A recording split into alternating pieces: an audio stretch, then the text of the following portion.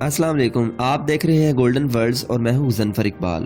ناظرین، کچھ انسان دنیا میں ایسے کارنامے سر انجام دیتے ہیں کہ تاریخ میں ان کا نام روشن الفاظ میں لکھا جاتا ہے اور تاریخ انہیں ایک ہیرو کے طور پر جانتی ہے۔ کسی بھی قوم کے چند ہی جنگی ہوا بازوں نے 3 فضائی جھڑپوں میں 9 فتوحات حاصل کرنے کے دعوے کیے ہوں گے۔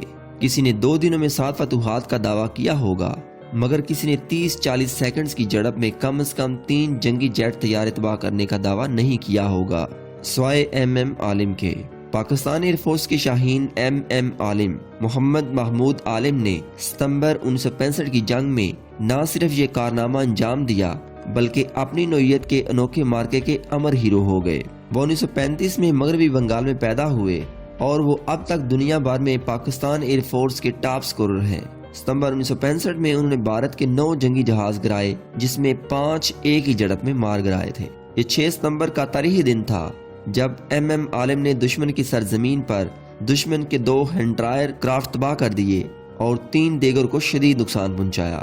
عالم نے 7 ستمبر کو 1 منٹ سے بھی کم ریکارڈ وقت میں دشمن کے 5 مزید طیارے تباہ کیے اور 2 کو شدید نقصان پہنچایا۔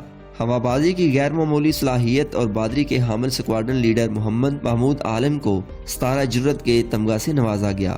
ناظرین، اگر یہ ویڈیو پسند آئی ہو تو جلدی سے ہمارے چینل کو سبسکرائب کریں تاکہ ہماری نئی آنے والی ویڈیوز آپ تک پہنچ سکیں۔